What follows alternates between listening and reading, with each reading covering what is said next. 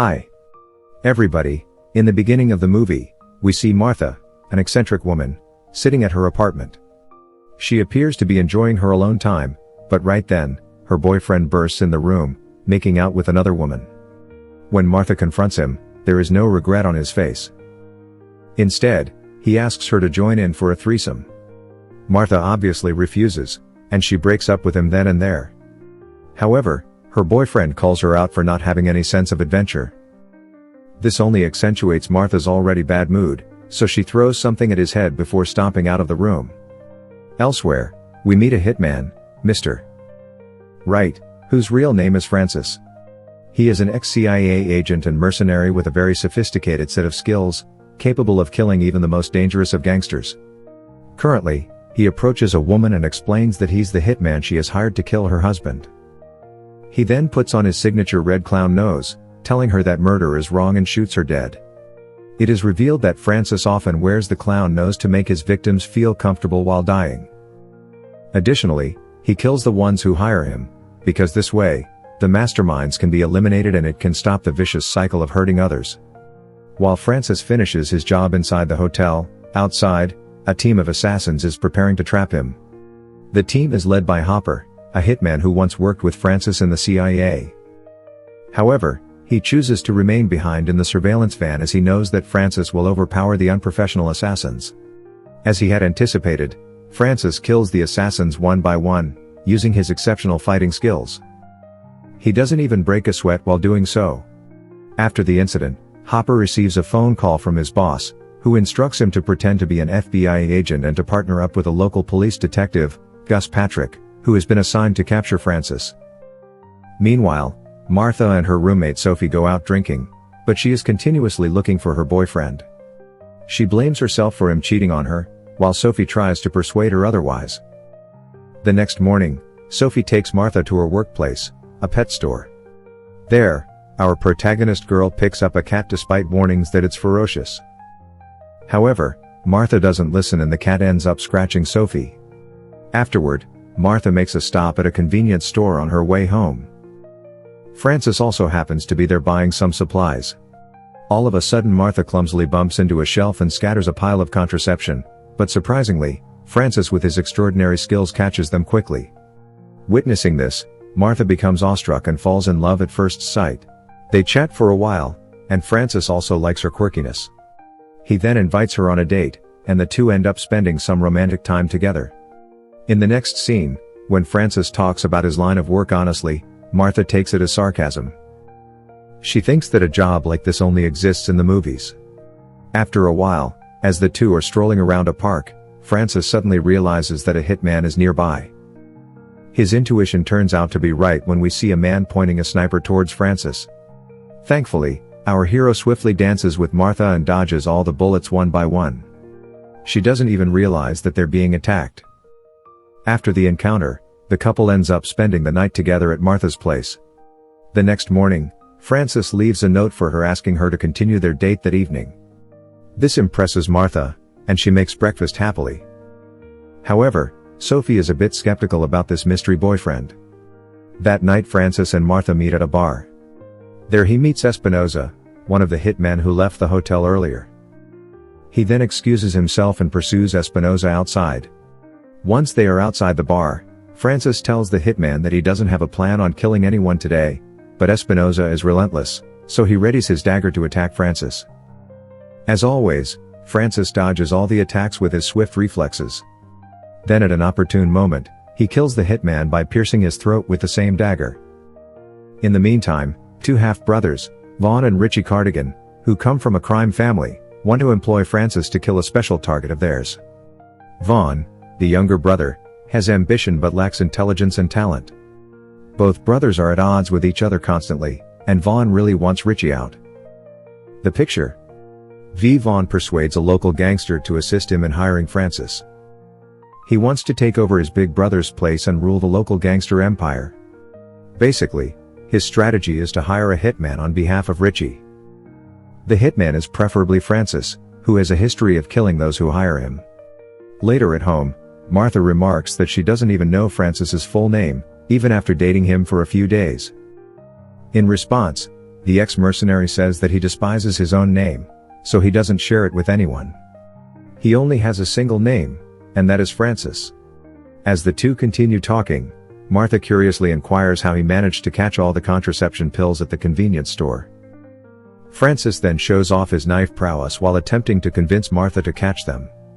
She initially freaks out, but as she catches the blades, she gets a thrill of joy. One afternoon, Francis brings Martha with him to the first meeting of the hitman job. This is because he wants to make her believe that he is an assassin. Later, as she waits in the car, she sees Francis meeting a man on the bridge. The latter wants him to kill some people. However, Francis soon dons his clown nose and casually murders the man. Witnessing this, Martha freaks out and finally realizes that her new boyfriend wasn't joking about killing people. She becomes anxious and requests that he drive her home. However, unbeknownst to them, one of Vaughn's men tails them to her apartment. After Francis drops Martha off at home, she sits in disbelief. After a while, Hopper and Gus, posing as FBI agents, arrive at her home and interview her, describing Francis as a hitman with a conscience. They also inform her that Francis kills off the people that employ him because he abides by a moral code of his, which is that killing is wrong unless some people deserve it. Hopper then warns Martha that Francis is a very dangerous individual. In the meantime, Francis makes the decision to visit her apartment. Hopper has been tracking his location, so he's ready for him, but out of nowhere, Francis attacks him from behind and drags him inside. He then informs the girls that Hopper is not an FBI agent. Understandably, Martha is unsure of who to trust, as both the men have told her different stories, but after a bit of thinking, she realizes that Francis has always been honest with her, so she accompanies him to the bedroom and they start making out. However, their romantic moment is interrupted when one of Hopper's guys announces through the radio that they're coming for Francis. This alarms our hero and he quickly tries to leave, but right then several guys from the Cardigan gang show up. One of the assassins named Steve surprises Francis with his outstanding fighting prowess. He appears to be a trained mercenary as well. While trying to get Martha out of the house safely, Francis fights off a bunch of assassins. At one point, he gets attacked by a baseball bat, but he quickly manages to snatch it away from the assassin before knocking him unconscious. Francis even leaps through the stairs and incapacitates the other assassins. Following this, he proceeds to kill Steve, but at the last moment he stops. He remembers how Martha had made him promise that he wouldn't kill anyone from now on. Unfortunately, the slight distraction gives Steve enough time to open fire. Francis heroically dodges it with his hand and saves Martha, but in the process he injures himself. Despite all this, he spares Steve's life, which is a rare thing to do for such a famous hitman. Steve himself is shocked, as this is not the Francis he used to know. Nonetheless, he thanks him profusely, saying he won't get in their way from now on. Francis and Martha then make their way outside, but they are still surrounded by a greater number of assassins coming through. Vaughn and his men also arrive at the scene looking for Francis. The couple is attacked once again, so they shelter themselves near a water tank.